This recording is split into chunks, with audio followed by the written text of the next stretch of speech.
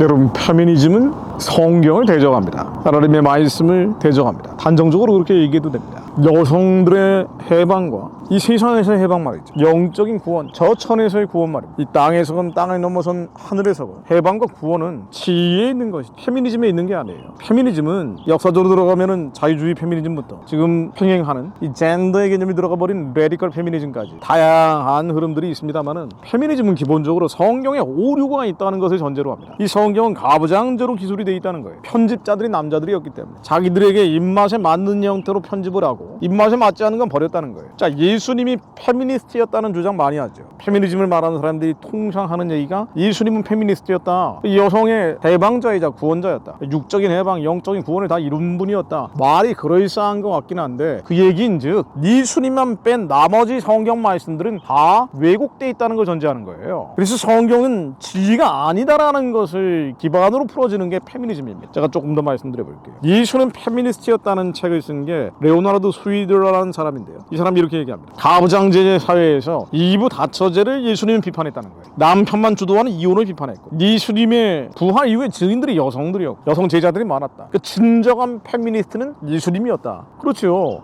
예수님은 여성의 해방과 여성의 구원을 실제로 선언하시고 실천하신 분이에요. 아니, 그런데 예수님의 행적 외에도 성경 말씀들이 처음부터 마지막까지 여성의 해방과 구원이에요. 페미니즘의 구원과 해방이 있는 게 아니라니까요. 성경 말씀의 해방과 구원이 있는데 성경을 왜곡을 해버리니까 예수님이라는 지위와 페미니즘이라는 비지리를 섞어버리는 거예요. 어떻게 지위와 비지리를 같이 섞어가지고 단어를 만듭니까? 에드워드라는 사람, 하나님의 딸들이라는 책에도 이렇게 나옵니다. 예수님은 가장 위대한 여성 해방자였다, 페미니스트였다. 자, 이게 아주 교묘한 단어고 교활한 언어인데요. 지위와 비지를 섞어놓는 거예요. 그럴싸한 말과 억지와 궤변이 섞어놔서 전체적으로 거짓말인데, 이 거짓말을 사람들이 믿게 만드는 겁니다. 예수님은 가장 위대한 여성 해방자였던 게 맞아요. 예수님은 지위였기 때문에. 그렇다고 해서 페미니스트는 아닌 거예요. 페미니즘은 비지이기 때문입니다. 정신을 똑바로 차리고 분별을 해야 됩니다. 이 사람들이 얘기하는 골자는 뭐냐면요, 남자들이 성경의 편집자였기 때문에 수많은 외경들, 외설들 다 빼버리고 남자들 입맛에 맞는 것만 가부장제로 편집을 했다는 얘기예요. 그래서 예수님의 사적, 예수님의 족적 외에 나머지 부분들은 너무나 거짓말들이 많다라고 주장하는 게 바로 페미니즘. 예수님은 페미니스트였다 주장하는 사람들의 논리예요. 예수님은 지위라니까요. 페미니즘은 비지위예요. 근데 이 두 개의 단어를 섞어가지고 예수는 페미니스트였다라고 얘기하면은 그럴싸한 것처럼 속는 여성들이 너무 많다는 겁니다. 특히나 젊은 그리스도인 여성들 말이죠. 저도 여러 번 경험했던 거예요. 페미니즘이 좋은 거라고 생각을 해요. 예수님이 여성의 해방과 구원을 얘기했기 때문에.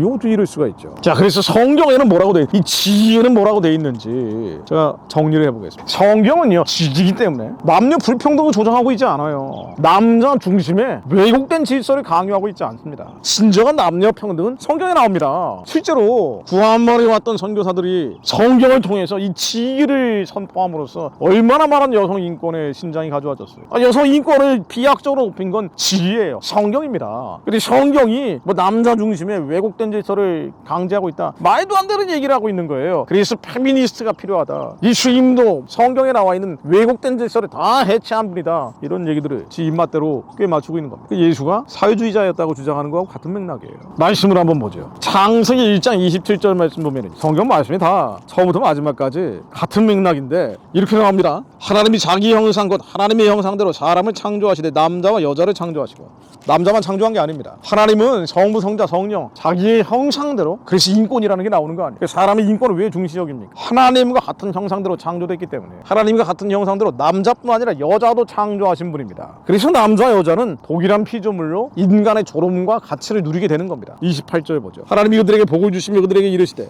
생육하고 번성하여 땅에 충만하라, 땅을 정복하라, 바다와 고기와 공중의 새와 땅에 움직이는 모든 생물이 다스리라 하시더라.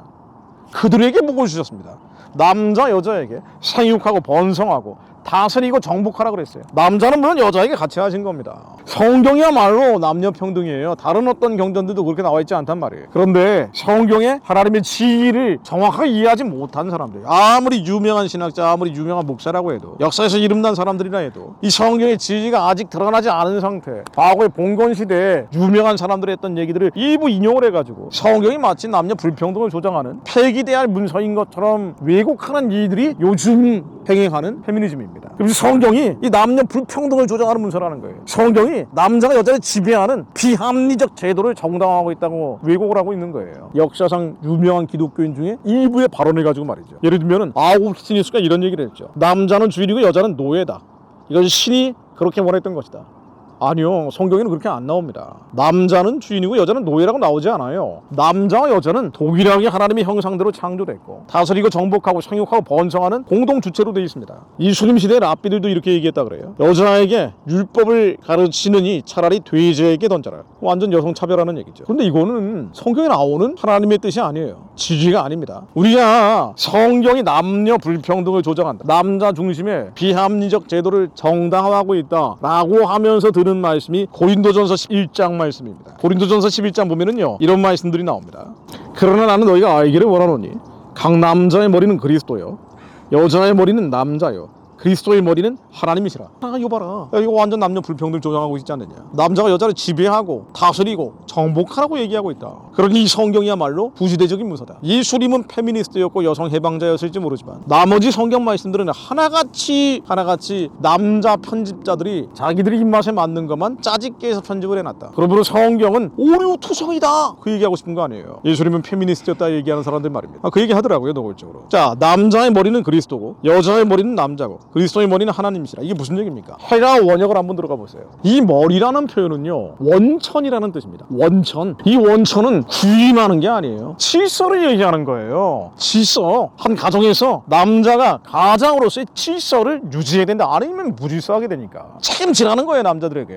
이 질서에 대해서 유지할 수 있는 책임을 지라는 얘기입니다. 구임하는 게 아니에요. 남자와 여자는 동등하게 다스리고 정복하고 생육하고 번성해야 되는데 여기는 반드시 질서가 있다는 겁니다. 위와 아래와 있는 것처럼. 그거는요, 불평등이 아니에요. 회사에도 상사가 있고 직원이 있잖아요. 이거는 불평등이 아닙니다. 역할의 차이일 뿐이에요. 이 차이를 가지고 차별이라고 왜곡하고 있는 거예요. 그러면서 남녀 차별을 없애겠다고 하면서 어떻게 합니까? 남녀의 차이를 없애겠다는 젠더 개념이 들어가는 거 아니에요. 남자와 여자의 경계를 없애면 주디스포트려고 하는 얘기 아닙니까? 남자와 여자의 경계를 없애버리면, 이 차이를 없애버리면 차별도 없어진다. 안 그러면 차별을 없앨 길이 없다는 거예요. 이게 얼마나 말도 안 되는 얘기입니까? 원래 원역은 머리라는 표현은 원천인데 구림하는 게 아니고 질서를 뜻하는 건데 이거는요, 우선성, 선제성을 얘기하고 있는 거예요. 우선성, 선제성입니다. 자, 이 우선성, 선제성이 뭡니까? 떡을 하는데 사람은 둘이에요. 그럼 떡을 먼저 먹는 겁니까? 그것도 우선성, 선제성이 쓰여있죠. 그런데 가장 위험하고 급박한 상황에서, 희생과 헌신이 필요한 상황에서, 양떼를 위해 목자가 생명을 내놓아야 될 때, 그때도 우선성, 선제성이 있는 거예요. 이게 남자가 여자의 머리가 된다는 얘기예요.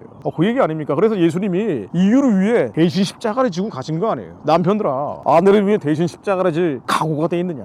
이게 안 돼 있으면 질서가 무너지는 겁니다. 이 얘기를 하고 있는 거예요. 굉장히 남자들에게 어마어마하고 무시무시한 얘기란 말이죠. 아니 그런데 이거를 가지고 말이에요, 무슨 남자의 이익을 위한, 이기심을 채우기 위한 비합리적 질서를 정당화하고 합리화한다, 말도 안 되는 얘기하고 있는 거죠. 갈라디아서 3장 28절에 이렇게 나옵니다. 깔끔하게 정리를 해놓고 있죠. 너희는 유대인이나 헤아인이나 종이나 자유인이나 남자나 여자나 다 그리스도 예수 안에서 하나이니라. 남자 여자 다 종이나 노예든 당신들이 뭐라고 부르든 간에, 예수님이 있을 때는 사도시대에는요, 종이나 노예제도가 있었죠. 근데 종이나 노예제도 자체를 비판한 적이 없습니다. 지위는 드러나는 것인데 그 당시 인류가 받아들일 만한 그 정도로 지혜와 계시신으로 충만해지지 않았기 때문이에요. 그러나 지금은 노예제도가 없잖아요. 종이라는 개념이 없잖아요. 그런데 그때조차도 종이든 노예든 예수 그리스도에서는 하나다. 예수 그리스도 안에서는. 이 얘기를 하고 있는 겁니다. 결론입니다. 여성의 해방과 구원은요, 페미니즘이 가져오는 게 아니에요. 세상의 헛된 속임수와 초등학문, 이론과 이데올로기가 자유케 하는 게 아닙니다. 복음이 자유케 하는 거예요. 지위가 자유케 하는 겁니다. 말씀이 자유케 하는 거예요. 여성들의 해방과 구원은 말씀을 통해 가능한 겁니다. 예수 그리스도를 통해서만 가능한 거예요. 그런데 다른 세상의 이데올로기와 이념이 그 지위를 대체해버리면 그게 바로 우상입니다. 페미니즘이 우상이 되어 있는 거예요. 그러면서 이들은 남녀 차별을 없앤다는 이유로 남녀 차이를 없애버리고 기존의 질서를 파괴하고 해체해버리고, 그 질서를 파괴하고 해체하면서 성경적인 지위를 불태워버리는 거예요. 한국 여성들이요, 페미니즘에서 벗어나십시오. 하나님 말씀이 진리를 깨닫게 하옵소서. 성경에 내가 도대체 이해가 안 되는 말씀이 있다면 그 말씀의 뜻이 무엇입니까? 하나님께서 왜 이 말씀을 하셨는지. 왜냐하면 태초에 말씀이 계셨고 말씀이 하나님과 함께 있었고 말씀이 하나님이기 때문에 하나님이 이 말씀을 왜 하셨는지 묵상하는 자들 되게 하옵소서. 그렇게 예수 그리스도 안에 머무는 자들 되게 하시고, 죄와 불법과 허물, 점도 없고 흠도 없고 티도 없는 자들 되게 하시고, 예수님 다시 오시는 날까지 우리의 영과 혼과 육이 모두 거룩하게 보존되는 자들 되게 하옵소서. 예수 그리스도 이름으로 기도드립니다. 아멘.